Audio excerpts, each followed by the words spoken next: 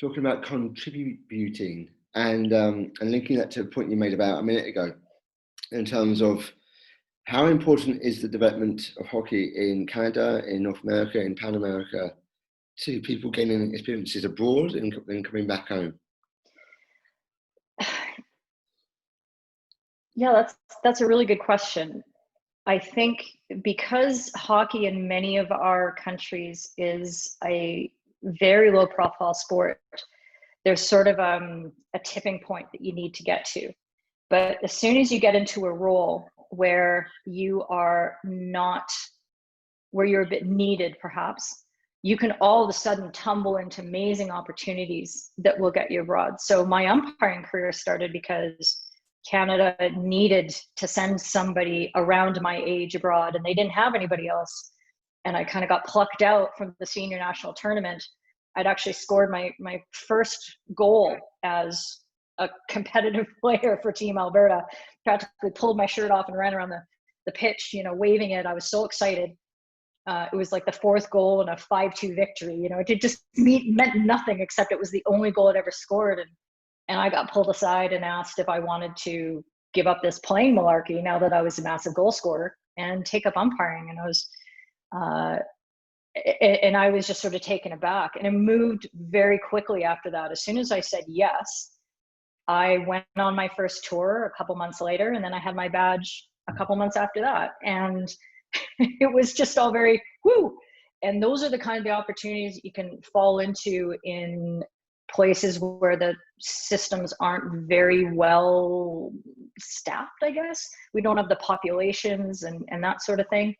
So once you get into that kind of opportunity and then you go abroad, there's so much you can bring back home. It's not even funny.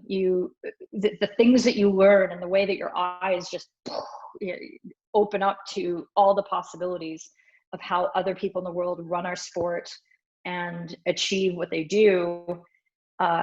This is the kind of integration and cooperation and handing off of information that all of the smaller hockey countries need desperately in order to improve. What do you know now that you didn't know before, and how is that interacting with your daily practical hands-on part of your job? From a playing or coaching perspective, I now know how important clubs are to the game. And we don't, in my area in particular, we didn't really have clubs. We had separate little teams that maybe shared a name and loosely uniform colors, but they didn't interact. There wasn't mixing or coaching in between the levels.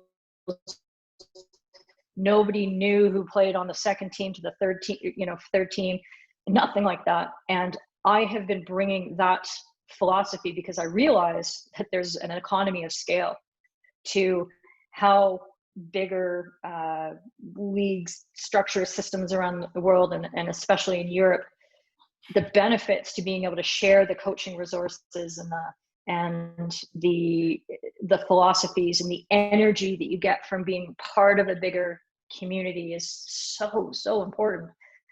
So I've been really pushing that. I'm the vice president of the local league here in Calgary, as well as being the VP umpiring. And I am pushing for every team. If you're just one team on your own, find a club to join up with and make it a thing. And we're going to really try to move to that true system where teams move up and down leagues according to their performance and all that kind of thing, and train together and coach together and do all that stuff, because I've seen that is why the sport is so successful elsewhere.